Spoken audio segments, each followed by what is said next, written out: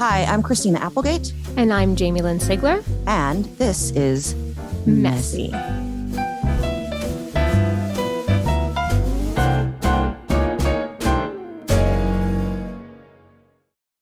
Hello, everybody, and welcome to Messy. This is Jamie, and today we have a wonderful guest.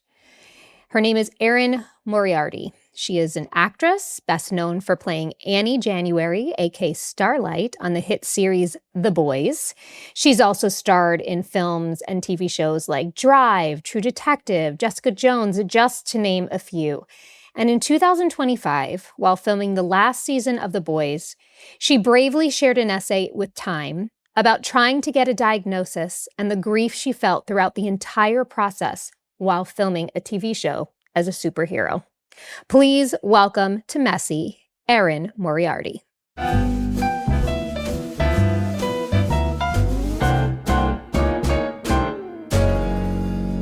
Erin, welcome to Messy. I'm so happy to have you. There's so many things that I want to talk to you about because the way that you have so bravely and generously shared your life experiences, for me, they're so similar to mine that I'll share with you at some point, but I felt so seen and so represented, and I just admire you so much for being able to share the way that you have whilst in the middle of, a major life crisis, something that was really traumatic. So I just wanted to begin by commending you and telling you how much I admire you.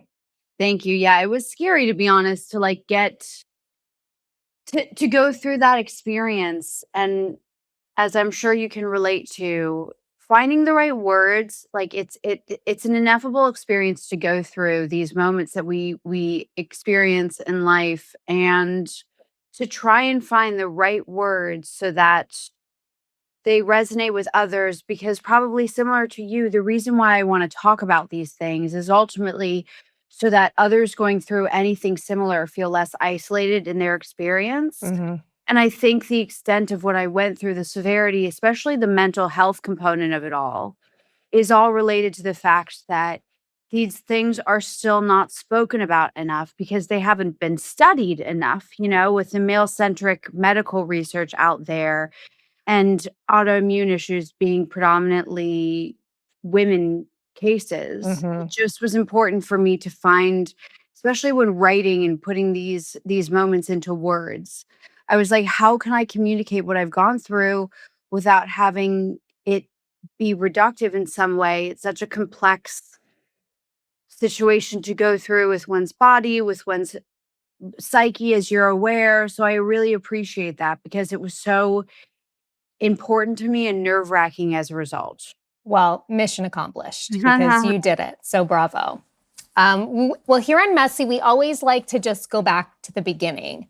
One of our favorite questions is, who was little Erin?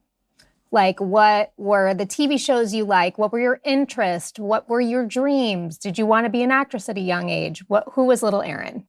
It's so funny. I haven't thought about little Erin in so long. Aww. Little Erin, she was, definitely performative. I loved to my parents were divorced and I had a babysitter who basically raised me, who is the love of my life. And I would go between their houses and I would just perform for her nonstop. And I loved watching movies and I loved watching TV shows. And it was back when, I understand the vilification of screen time because nowadays the way that it manifests is via social media. But it was back when screen time simply existed in a way that was escapist, fun movies and fun TV shows. And I always, because I grew up an only child, loved watching those I loved watching anime, pretty adult anime, some of the more mature, Princess Mononoke when I was 5 kind of movies. But the point is I loved watching movies and TV shows. I think being an only child, it made me feel less alone to watch that kind of thing, with other, even the Disney Channel. But I loved watching anything, and escaping out of whatever was going on in my life and watching things. But I loved performing and I loved watching TV and loved watching movies. So it's no wonder I ended up here. And I think I was very, I grew up in Manhattan, so I was exposed to a lot. Yeah. I spent a lot of my after school days like playing in parks in Central Park. And I feel very fortunate that I grew up in a time, I know this sounds so cliche to almost say now, but that didn't revolve around social media as Yeah. much because I was out there in the world. And if I wasn't out there, I was just the concept of just watching movies and television to me sounds so innocent now because once again, screen time is present in our lives for such a different reason. But yeah, I was very performative, definitely like gave little performances to my parents, to my babysitter growing up. And yeah, it's a part of myself I haven't thought of in a while. Do you think so? I grew up on Long Island, and I mean, city kids were always so much cooler, and like I always wished I could be like them. What is it about New York, like kids that grew up in New York City? There's just like, is there a self-assurance? Is there a confidence? Like being in New York, I feel like you kind of have to know who you are to be able to handle the environment. Did you feel like that was kind of your experience? I do. I feel like there's an inherent independence. There's a necessary independence. You know what I mean? Like Yeah. our version of like maybe what might happen in Long Island, because I went to actually camp on Long Island. I had a lot of friends on Long Island. I always wanted to live on Long Island. I wanted like the white picket fence, suburban upbringing. You always want what you don't have. I Yes. wanted the very traditional way of growing up. I found the city to be, and now in retrospect, I'm like, what an amazing city to grow up in. And it's shaped who I am in some really, really specific and amazing ways. But it's an intense environment at all times that you can't control that's going on around you.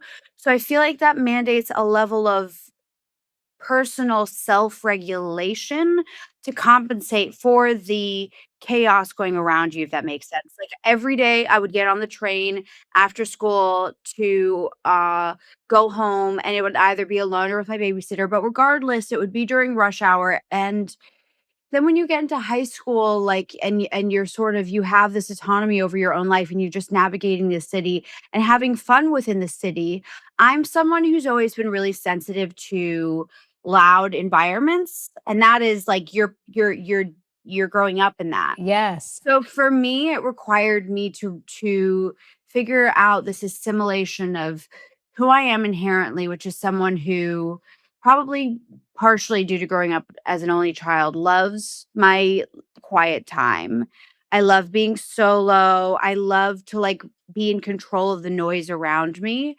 To not be in control of that, I think the self-regulation that's required leads to a level of independence and maybe in certain like instances a quicker maturation because also you're exposed to every kind of walk of life. You know what I mean? Like Yeah. exposure therapy is kind of inherently going to be present in your life on a daily basis because you're seeing so much. Yes. So for me specifically, it made me really independent. It made me also really aware at a young age of what I need to put my oxygen mask on first, so to speak. I don't think I could have like articulated that when I was younger, but that contrast between who I was and my environment required a bit of negotiation and a bit of like a compensatory way to self-regulate. Which I'm sure has attributed to many personality characteristics and attributes that sure. you have that have helped you in life, which I'm sure we'll full circle come to Mhm. at some point. So how did you get into acting? When did you realize you wanted to be an actor or that could be your potential future?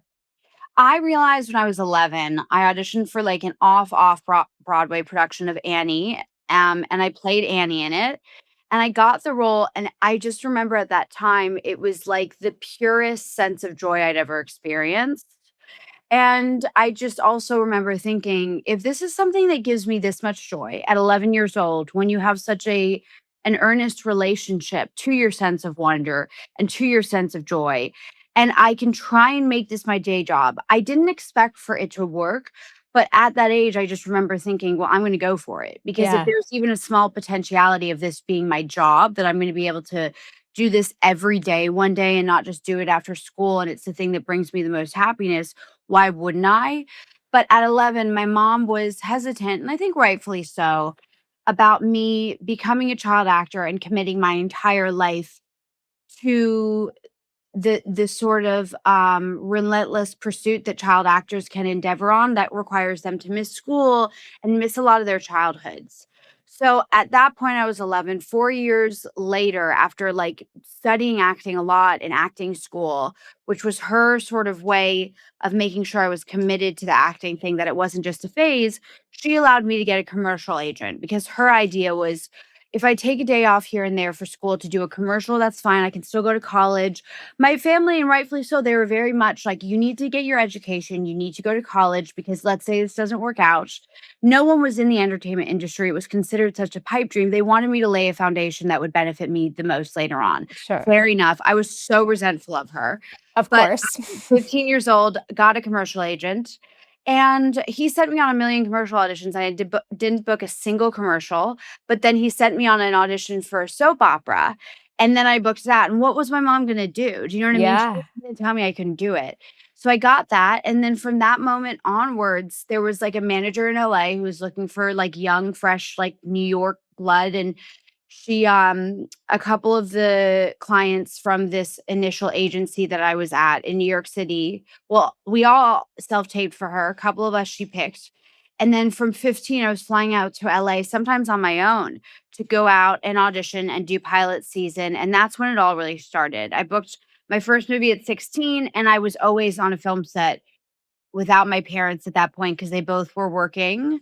And yeah, that kind of, so since I was 15 is when I officially started working on sets. And I felt like I was an adult at the time. And it's so funny. Like, You were operating like one in it very was, many it ways. was Yeah. 100%. But that's when it really started. But I've known since I can remember that I wanted to do something within this realm. Like at first it was musical theater, but I've known forever. Amazing.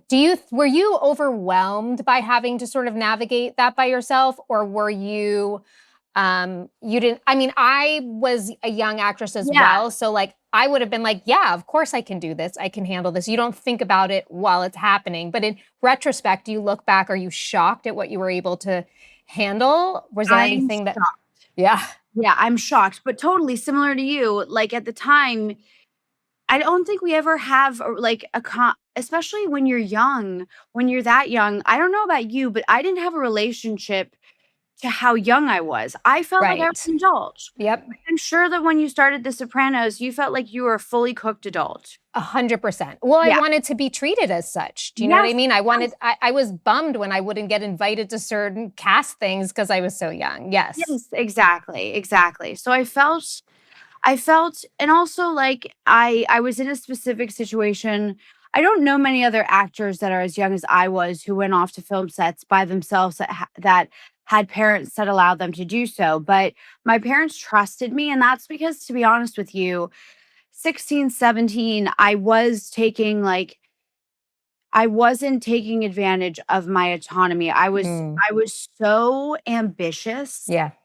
and I would go move to Atlanta for a month at 16, 17, do a film, and I wouldn't do anything with that autonomy outside of work. You know what I mean? Like Yes. I knew in that moment that I was so lucky to just be there, fortunately. And was I overwhelmed? Yes. Like in retrospect, I look back to how young I was. Also, this is the entertainment industry before Me Too happened, when it wasn't safe for young women. Yeah. You know what I mean? Yeah. Like, Yeah. when I look back and I think about how young I am, and I look at like other very young women who are the same age, and I think about how our industry has evolved so much. And fortunately, for the better, it still has Yes. so far to go. But the way that it treats women, period, let alone when you're really young, really impressionable, and everyone around you is aware of that, it was sort of like it was every set I stepped on, it was a risk as to whether or not there was going to be, like, 95% of the people I worked with would be lovely, treat me with respect, treat me with like a protectiveness. But out of that, like the amount of people within a crew, very often there would be one person who would look at me as being like, I was young. I was very Beautiful. ambitious. I was very naive. And that in retrospect was really, really, really difficult to handle in a way that affects me to this day, that has me just wary and cautious about the industry, knowing that we've eradicated a lot of those problems Mhm. via what's happened with the Me Too movement. But I'm never going to be able to erase the fact that like that was such a present component of our industry that doesn't just go away because of the complacency that Yes. transpired. Do you know what I mean? Yes. Well, now at least there's a dialogue about it. Yes, There's even, like words that we have for right, the behavior that was happening. right. So yes, the awareness. Well, listen, you're so well adjusted and successful, and that speaks to you, and I'm sure the way that you carried yourself and the way you were able to handle those situations, but not to take away how incredibly fragile you were at that age and what you were dealing with.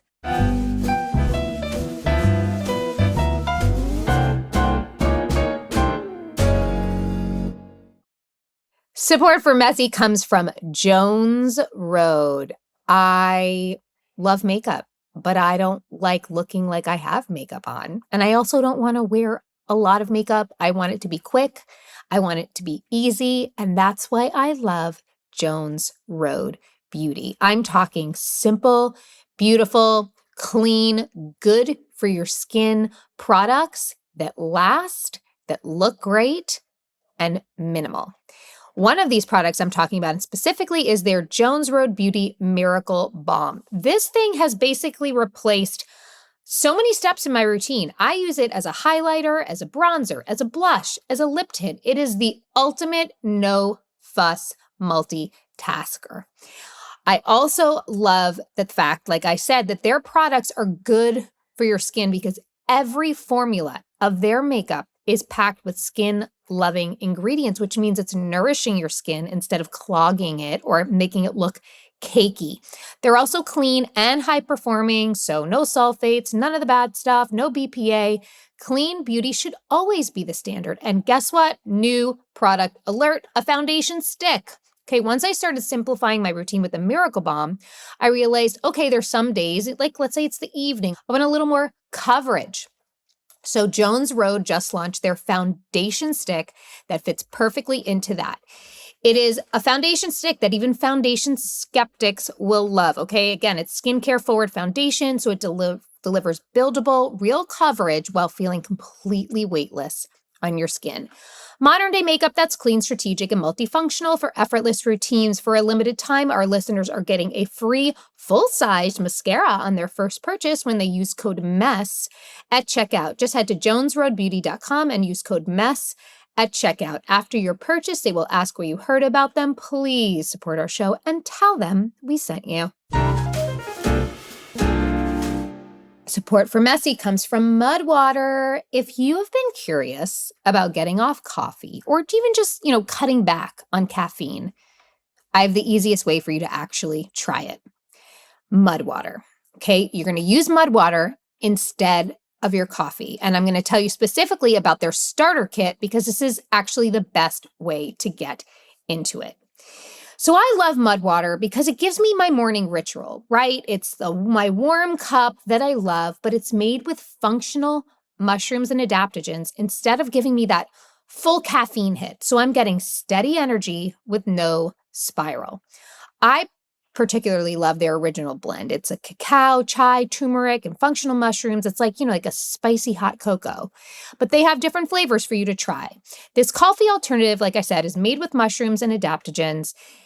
It's the best way to get that focus and energy without the jitters. And the starter kit is the easiest way because when you order it, you'll get the full-size tin of your chosen blend plus a free rechargeable frother to make your perfect blend. So if you want it over ice, you want it with milk, even if you're a matcha person, they've got you covered. So are you ready to make the switch to cleaner energy? Go to mudwater.com/messy and grab the starter kit. Use code MESSY and you'll get 43% off. The frother alone is worth it. That's right, up to 43% off with code MESSY at MUDWTR.com.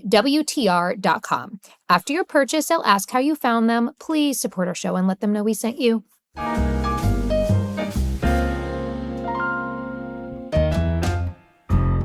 You know, you and I have also a very unique experience in common in that you've been on a series for 7 years. I mean, it's very rare to do. How has it been for you? What has this been like for you to be able to be on a show for this long and work with a cast and a crew for that long and take a character on a journey with you as you grow with her? It's been really interesting. It's been amazing, first and foremost. It's been such an impactful experience for the better. It's really taught me that what matters the most is the people you work with, is the people surrounding you on a daily basis. And I'm so fortunate to say that like I had such a good group of cast members, of producers that were just earnestly good humans, all really talented. But it really taught me like if you are able to get to the point in your career where you're able to choose just making sure that your environment is relatively grounding and friendly is so important. But it was amazing. I think what I didn't realize while I was going through the experience is that because the character I was portraying and I were the exact same age, because this character that I was portraying auditioned for this role that she got that became what she was known for, simultaneous to me literally auditioning for the role that I would subsequently become more known for. Mm. And then because of what she went through, the showrunner, Eric Kripke, I'm really fortunate, was very clear to me, and we had the same mutual goal that she's a superhero, but she's a human first. Like I played her and thought of her as like a hero, a human being who happened to have superpowers, but I didn't think about the super heroism almost because I wanted to ground her in the humanity. So from the get-go, she goes through so many things that we wanted women to relate to in a really specific way. She goes through sexual abuse, she goes through an abortion, she goes through psychological abuse, she goes through so many things. And while I was playing her and experiencing her evolution from her early 20s to her early 30s is really the span of time that I was playing her and that she was in the show. I didn't realize how, and it's a tribute to the showrunner and the writers and how accurate this storyline was. But there were so many comparable things going on in my life or that I had been through that I was using to infuse into the performance that I sort of unconsciously, I didn't go method because that's something that I don't think I would be able to ever do. I think it would psychologically weigh so heavily on me. I don't think it's necessary for me. But I think I entered her psyche in a way that I couldn't for a really long time detach from her, even between seasons. And so I'm Mm. still learning almost a year later after wrapping and after she went through everything she went through and a lot of trauma she went through. The concept of the body keeping the score, Yes. that I feel that. And I've been Mm. working like in therapy to detach from what she went through. And part of it, if I'm being honest, has been difficult to do because part of me doesn't want to detach from the character because I miss her. So Mhm. it's a bit of this really interesting dichotomy where because she gave me so much, because I enjoyed playing that character so much, and the emotional gravity is what made me love that character, it has also really taught me a lot about the psychology of being an actor. And I spoke to actually my doctor about this, my GP, and she said there was a study that they conducted that proved that the top 5 most stressful jobs, number 1 was military, number 2 is acting because your body can't tell the difference. And I was like, that really resonates. So it's been unambiguously the most positive experience of my life, the most positively impactful experience of my life. I'm so grateful for it. And because of the gratitude and like the impact it's had on my life, I am struggling to detach from the character and it's been a whole experience, you You know? know, it makes perfect sense. It took me a long time to be able to even articulate that, but I remember thinking back because I played Meadow for 10 years that she was kind of like an alter ego of mine. Yes. She was someone that when I needed to escape into, it was like another reality, she was more confident than I was. She was more educated than I was. She spoke better. She could advocate better. And at the time in my life, I was doing none of that for myself. So she was sort of able to be this person I was able to escape into. But also, I think I had a hard time detaching from her because I was going through so much personally and physically, which I know you were going through as well during your time of playing her. So when did that all begin for you? When did those symptoms start? What were you filming at the time? Take us through that story. Yes. Okay. And I think if I'm correct, and we can touch on this after, but you didn't tell people about what you were going through. Right. It was completely. This is why too, I've like grasped so like, I admire you so much because of the way that you were, I want the more details of the story, like able to advocate for yourself at work and speak up about what was going through. I think because I don't know of who I am or what I've been through previously, but I didn't want to be fired. Exactly. And if not fired, you don't like. One of the things that I've struggled with the most in regards to all of this and being really open about it is, how do I, like, I think we just need to force this concept onto the world that as a woman you can be multifaceted, you can exist and contain multitudes, and you can be paradoxical, and you can also be strong whilst dealing with a chronic illness. But I think my idea, and even if it didn't work, even if it doesn't work, is like, all I can do is hopefully add to the volume of voices speaking up, so that one day we can accept the concept that, like, I don't want this illness to be my identifier, my identity. And I think that was my concern. And I think, especially in such an optics oriented industry, that can be such a concern, because the reality is these illnesses mandate, at least for me, it's mandated me to have more of an intuitive relationship with my body. It's mandated that I speak up for myself a little bit more when it comes to basic things like turnaround times. But you're taught and conditioned, especially when you start really young as an actress, to say yes to everything Right. and to swallow your needs. And so what happened to me is I dipped so badly in my health while I was filming, but I what I hadn't I realized this, but I didn't mind it. I liked it. My identifier prior to going through this autoimmune illness was that I would suffer for my art. I would transcend whatever physical ailments I was going through. I had one night, for example, earlier on in the show, season 2. This is one of many examples where I was so run down that I developed a really, really, really bad staph infection. Because what I didn't know, like, is that staph infections, anyone can develop them. Staph is on our skin at all times, but when you're really run down, they can happen. And it got really bad, like really, really bad. And I couldn't move my right arm. But I had a night shoot, and I told production, and the only amendment we made to the night shoot was I had actually my first sex scene, or like intimate scene, with the guy who plays my love interest throughout the entire show. And so I was like, guys, I have a second head growing out of my armpit. Even if you want us to go through with this is what it looks like. But the first really interesting thing was, and I mean, I know this is true because I did a lot of research on this for the essay I wrote. They don't take women are not taken seriously when it comes to the way that we complain about the gravity of our discomfort and pain, which is crazy because we're the ones that give birth, right? Like, you'd think that would translate into some maybe like concept of how we have a pain threshold. It's so true, because I can find myself sometimes like apologetically over explaining what I'm feeling, like trying to convince, like, no, this is not me complaining or being like a baby, like this is real. And I'll even go back to like how many times I didn't say anything just to show how serious it is. That's it. I really withhold how many times I complain, because I know that when I do complain, people won't take it seriously. Yeah. And the worst thing that you can go through is going through physical hell and have people not take it seriously. So I remember saying I had the staph infection like going on. You don't understand. It's really bad. I'm in total hell. And then like people would hear me, but no one was really listening. And then I would show them the infection and then they would go, "Oh my God, you need to go to the ER right now." And I was like, "But I told you."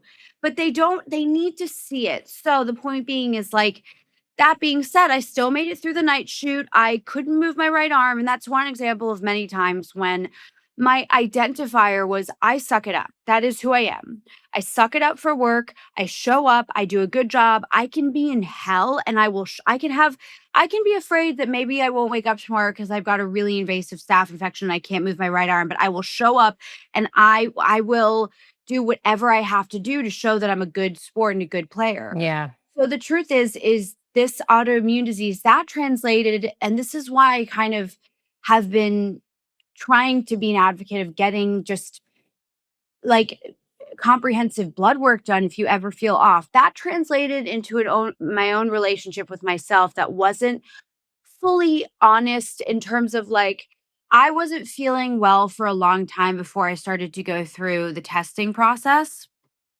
But I I basically didn't get myself tested because I just thought I was tired and I kept saying to myself, "Erin, just suck it up. Like just suck it up." Yeah.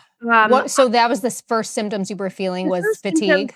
well, yeah, so basically it was about 2 years before 2.5 years before I was diagnosed, 2 years before we started the final season and I started to like really like my health started to implode. I just developed sleeping spells. Like I would sleep for 16 hours straight and I could barely wake up. And I just thought I was run down. I thought it was something to do with, I just thought that I was exhausted. I was going through like a stressful period of time. And then that stopped. And then when but I still, I was sleeping through my alarms a lot. That was kind of the first thing. It was just a deep fatigue. And then by the time season 5 started, I slept through my alarm a lot at work to the degree where like I bought an alarm that shakes your bed to wake you up. Wow. It got really bad, but then the thing that really tipped me off was, like, my hands started to go numb, my feet started to go numb. The symptoms got really, really bad, but I kept showing up to work and just being like, "No, I'm fine, I'm fine." And finally, one of my best friends and coworkers looked at me one day, and I think everyone at that point was kind of dismissive of me and like, listen, when someone's showing up to work exhausted and sleeping through the day and missing their alarms, I feel like people just even if contextually you've proven yourself to be a consummate professional, people thought that I was, like, going through my degenerate phase, I think, a little bit, and my best friend is the one who saw me and knows who I am and said, "You need to get your blood work done now." And I looked at him and I went, "You're right." But for some reason, someone else had to be the one to tell me Yeah. to get it done. Yeah, it's shocking to me that like you've proven yourself, even though you should never even have to, for all Hmm. of these seasons with these people that you're working with. I mean, you would know, especially like you're working on a set. It's like, it's more than a 9 to 5. It's very intimate. Like cast and crew, you are in the trenches together. You're working crazy hours. You're pushing yourself to your limits. For you to even be able to mention, I'm feeling this way. I'm feeling that like for somebody to not thank God for your best friend there, because for somebody not to be like, that's not Erin. Right, and Something is wrong. that's what it was, is, like, one person said that. I think it was just once again, like, no one saw it as that, even though it was the antithesis to who I had been previous Right. seasons. Right. Then I got blood work, and the interesting thing about that process is as soon as I got blood work, they noticed something was off, and then that started into a whole other interesting experience because you know, like this is something that like I don't have anger around. It was a painful period to go through. It took a really long time to diagnose me, so then production started to become a little suspicious, but it's cuz I kept getting poked and tested for the wrong antibody. So Mm. would wait a week, my endocrinologist would wait a week for the test to come back and say you've been tested for the wrong antibody again. So I eventually just gave production full medical allowance to be directly in touch with my doctors because it got to a point where I was so ill, I was struggling to make phone calls, articulate myself.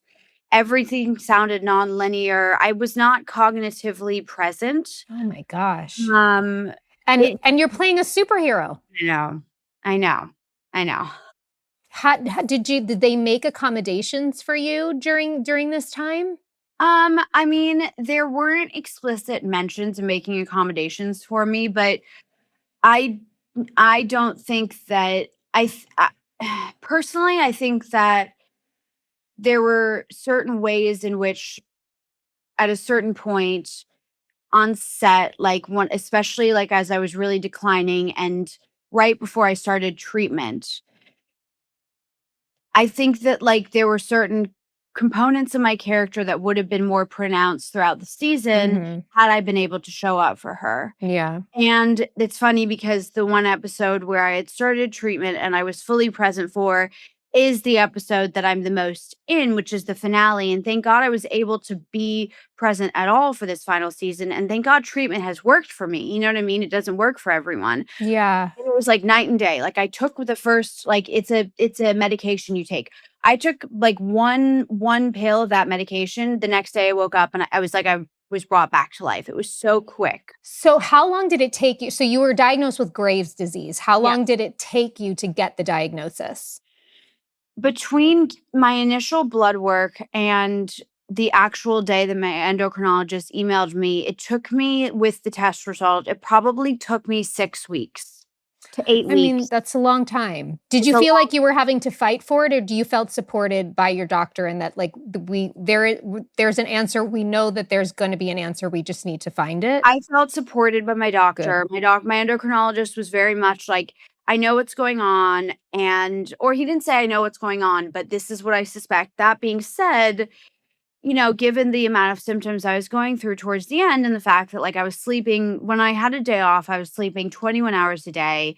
There was one Ugh. point where like my phone died and I couldn't get up to even plug it in. So I would text my mom and say, I'm going to disappear and I don't know when I'm going to have the energy to plug my phone in. So when stuff like that is going on, like I was getting second opinions and speaking to another doctor in Toronto, which is where I was at the time.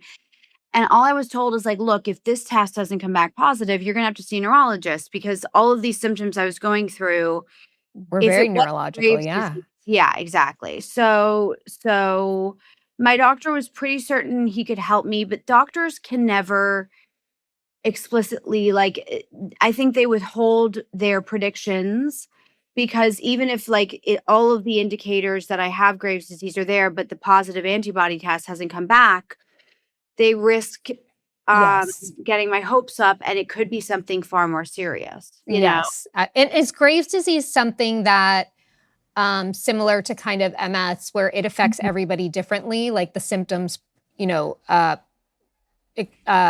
present differently in person to person? You know what? Empirically speaking, I have to say yes, because there are symptoms that I experienced that my endocrinologist said that's not the Graves' disease. And I said to him, no, but I've looked this up and I've looked up on Reddit, and a lot of women have experienced like urinary Mm-hmm.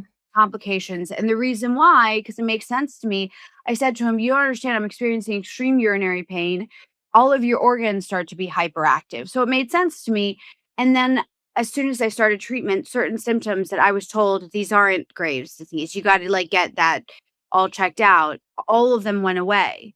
So that's why I say Interesting. if your specialist thinks it's not the disease you're going through, then clearly there's an individualized experience that can vary per person. Yeah. I mean, like, Yes. Looking back, do you feel like you were advocating for yourself? Well, obviously you were advocating for yourself the best you could, but Mhm. you know, because I think that, you know, especially a lot of our listeners, we talk a Mhm. lot about the struggle to self-advocate, particularly in a workplace, because, you know, you don't want to let anyone down. You don't want to feel like have people feel like you can't do your job, but Mhm. it's very hard to find that voice. Yeah.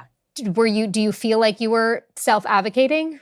I don't, and that's sort of why Mm, now I go around, you know, I like to advocate for self-advocacy because I do feel like a lot of the consequences I faced, especially the psychological ones, were a direct result of my inability to self-advocate for the exact reasons you're mentioning. And I think also my specific psychology as a person, as a woman, is to people please. Yep. And you enter our industry as a people pleaser, and that is something that is really like that can be dangerous, and especially in this circumstance. Like, I Yes. never wanted to be the problem. Mm-hmm. So when I would raise my hand, metaphorically speaking, and say, "Hey, I'm tapping out, like I'm really exhausted," that would mean that like I was on the brink of collapsing on set. Like I would never self-advocacy for me previously felt like I always felt like a problem if Yeah. I self-advocated for myself. I know exactly what you're saying.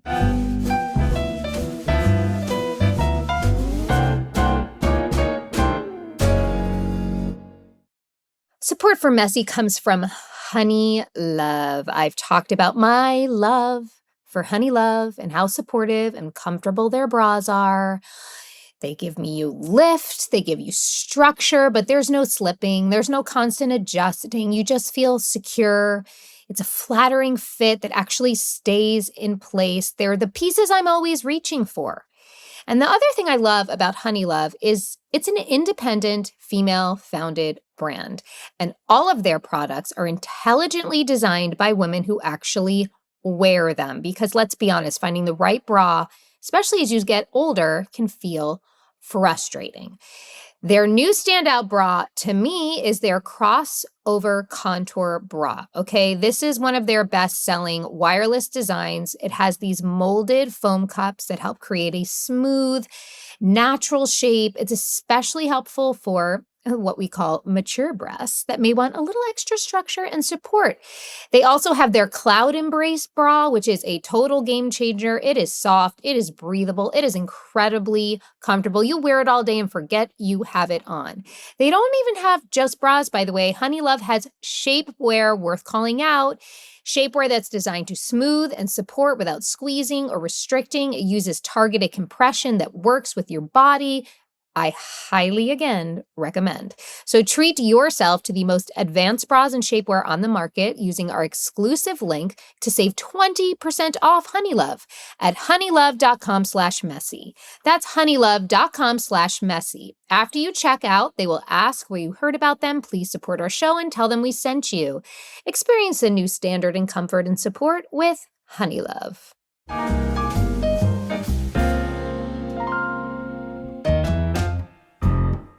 I can speak to, and I'm sure you feel similarly, that through my experience of living and working with MS, I've had to learn how to self-advocate. And because of that, it's allowed me to self-advocate MS or not, like regardless in all areas of my life, which brings me to your Time article, because I want to talk about so many things, but you wrote this very, specific quote about how the grief you experienced after the diagnosis and even through the treatment, it's like you were finally able to allow your emotional self, your physical self to process everything that you had been going through. What was that grief like? What was your process in allowing space to feel that and work through that? It's interesting because it felt like it wasn't even a matter of allowing. It was a grief that was so overwhelming and so because unbeknownst to me for the previous couple of years where I'd been really absent from myself and my life, I I didn't know what was going on. And I'll be honest with you, at that time, I thought that I was developing like almost a mental health disorder because Graves' disease, and this is something that is a pretty universal symptom, affects your mood a lot. It can cause mood changes. It can cause like really, really weird fluctuations in your mood. It can cause really severe anxiety. So I kind of thought like I was seeing a therapist. I had like multiple mental health evaluations. And I thought that something was going on with myself mental health wise, but I didn't know what it was. And when I figured out what was going on and when I started to go through treatment, the clarity that comes with treatment and just from getting myself back made me realize how absent I had been for the previous 2 years. Initially, upon treatment, I was euphoric and I was like, wow, I thought I had disappeared. I thought if you had asked me prior to the diagnosis, maybe 6 months before, I had thought that something had gone on in my late 20s, mental health wise, that caused me to lose myself forever, that had been like waiting under the surface and that had developed and had caused me to kind of have a mental breakdown and that I was never going to find myself again. And I didn't know what was going on. And it's crazy that it was an autoimmune disease because we don't often associate the mental health situations with autoimmune. But when I started treatment, initially I was euphoric. I was like, "Oh my god, every single day I'm finding parts of myself that I lost along the way." But after that initial euphoria, I started to think about the previous 2 years. I started to think about, like, these moments I had had with my friends where my friends were even like, "I can't reach you. Where are you?" And I was like, "What do you mean? Like, I'm here." But I was scared at the time because I knew it as well, but I didn't know what it was. And also, like, listen, if you've been absent for yourself for a couple of years and you've been dealing with the kind of autoimmune like Graves' disease, which causes you to, it can cause you to kind of, in certain moments, come across as manic. I remember my endocrinologist said that, like, someone on Graves' disease might be someone who is perceived as being on cocaine because your body creates a natural stimulant by being hyperproductive with your thyroid hormone. It causes tremors, it causes all of these weird erratic things. So I came out of the Graves' disease treatment and I was like, what does that mean for work? Like, I've shown up to work obligations. I've shown up to meetings in a state where I knew it was like I was inside of myself, like waiting to come back outside, observing everything go down, but I couldn't find myself. So when I realized that, and then that you compound that with the people pleasing element of my personality and pretty type A. I would say I'm type A minus, type A in recovery, knowing that, like, I hadn't shown up to my fullest to every meeting, like that combination of things and what I had lost, like, personally, like these little moments I think of and big moments, the reality of that. Like, I had one day where I had to do a cameo on a show and I showed up on set and I had a massive migraine, which was one of my symptoms. And when you have a migraine, the similar symptoms manifest as having a stroke. And so the way that, like, I would speak was like, and I just think about these moments that I had along the way. And as soon as that grief hit me and the way that the autoimmune illness affected me, I'll be honest with you, I surprisingly got mad at myself for getting sick.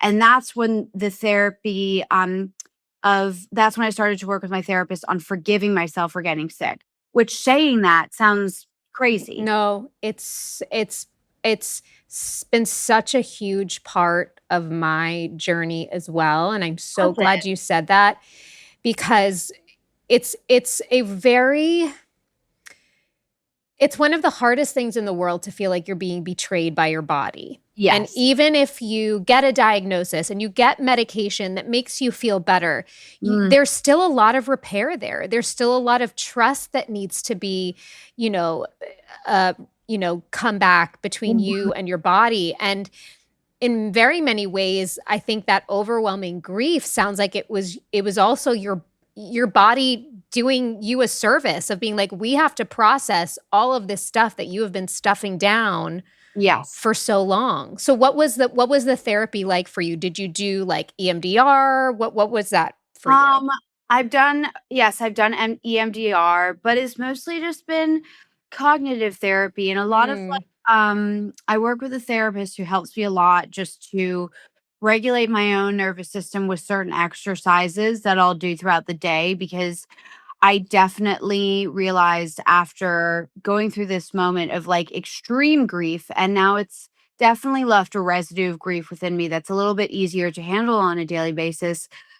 Just things that, like, on a certain exercises I'll do that are simple, that don't take a lot of time, but that just try and retrain my body and brain into believing that I'm okay and that I'm still that I'm safe and that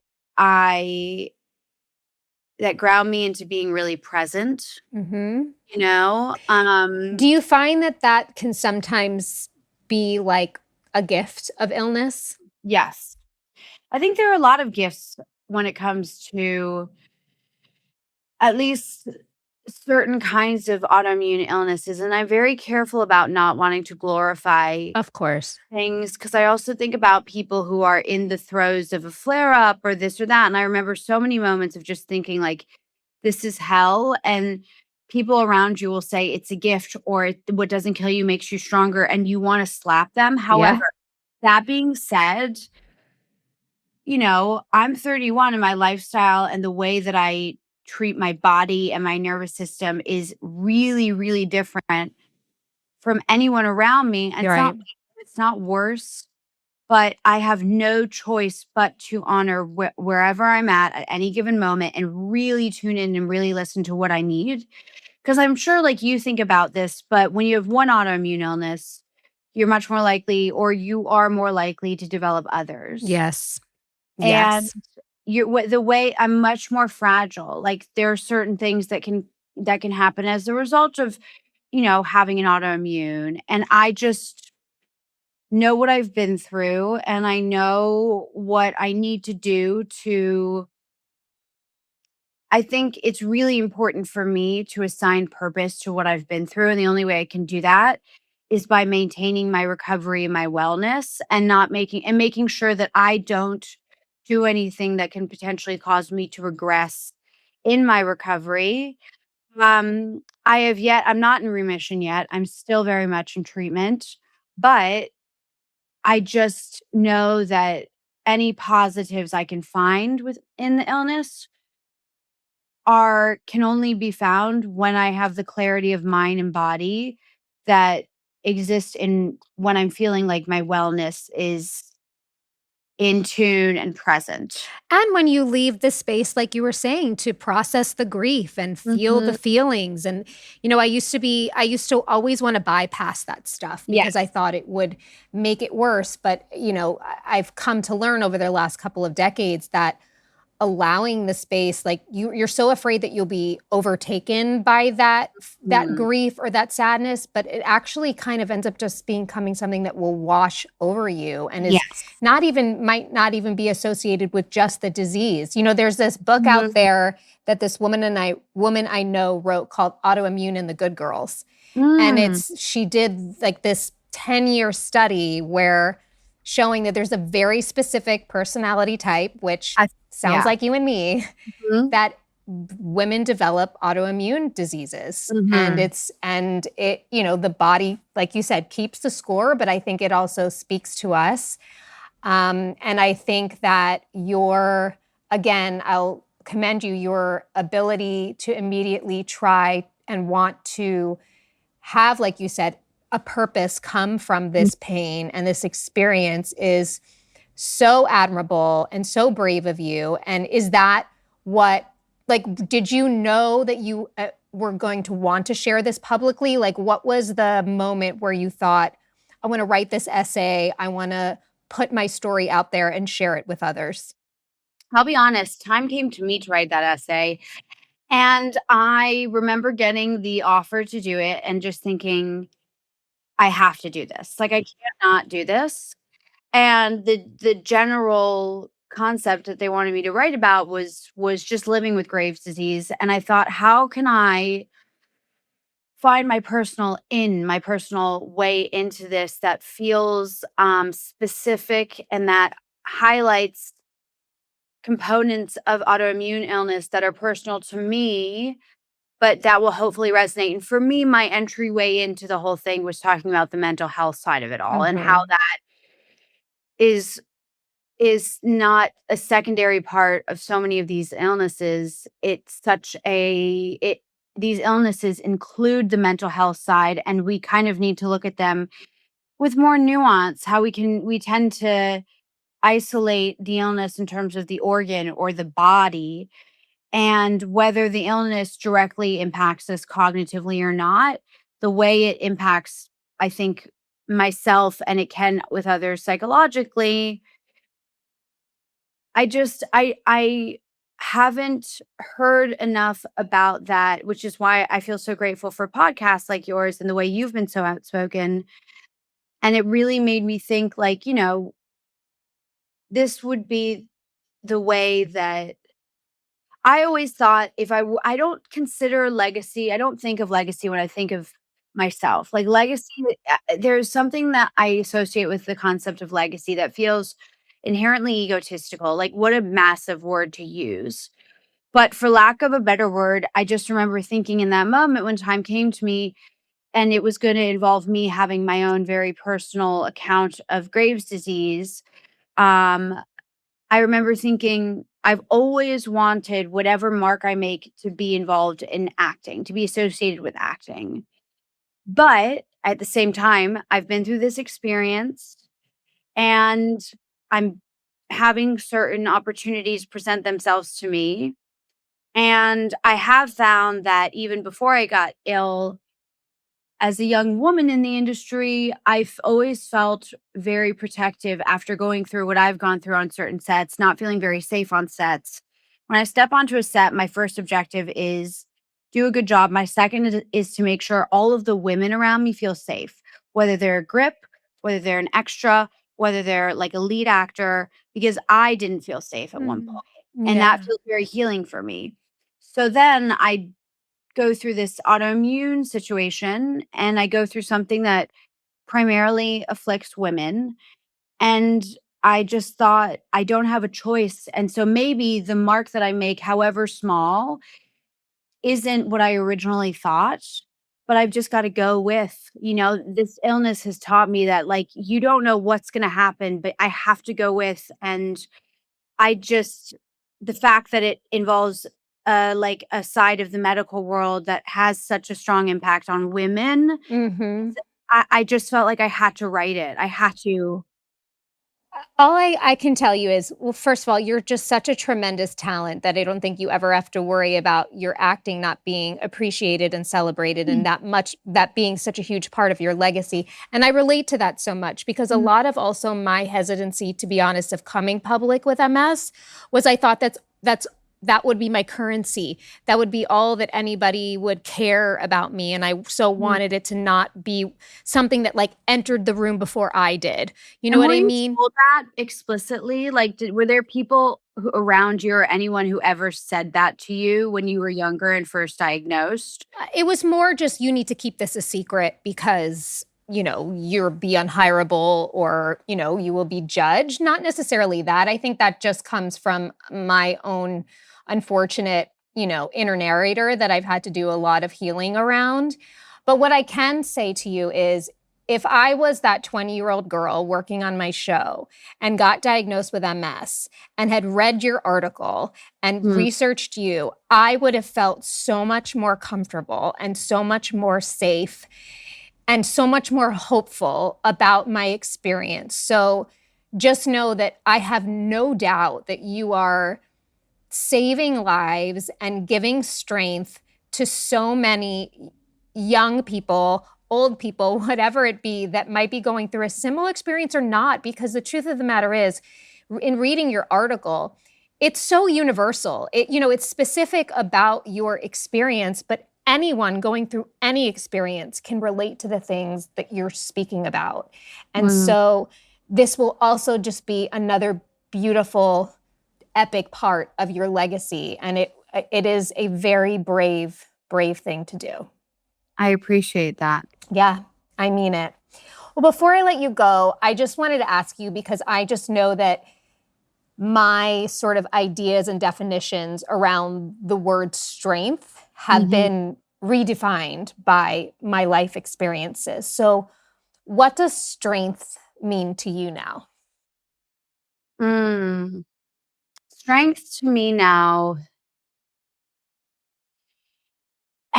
strength to me now really is about accepting that life comes with obstacles, that life really is ultimately an obstacle course, and that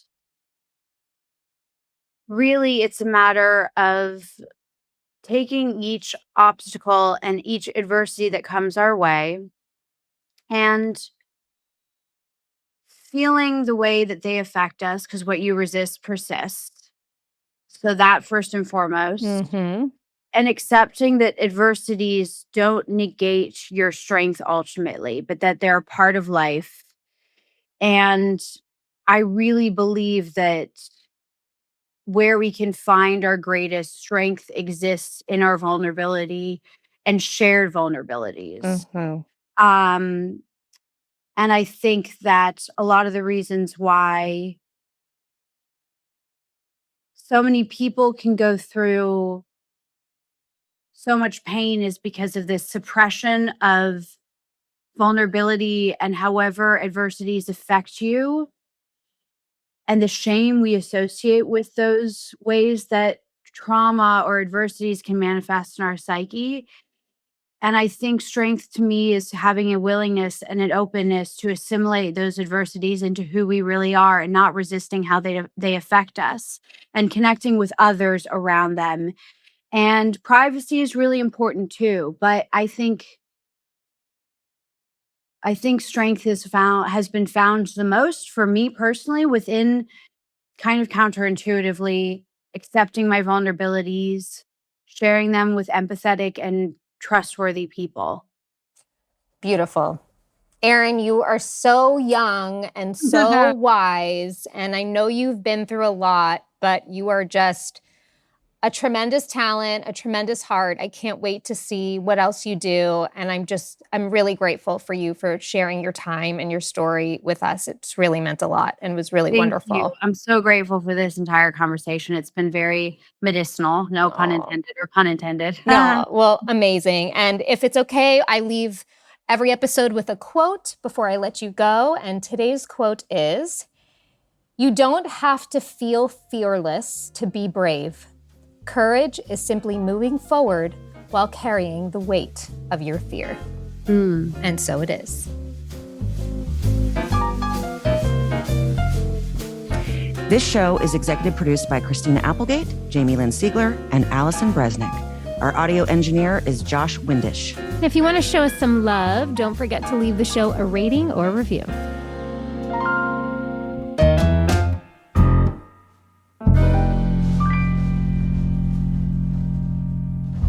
Hi, it's Jamie. Thanks for listening. I just want to let you know I am a paid spokesperson for Novartis, but this podcast is independent from my collaboration with Novartis.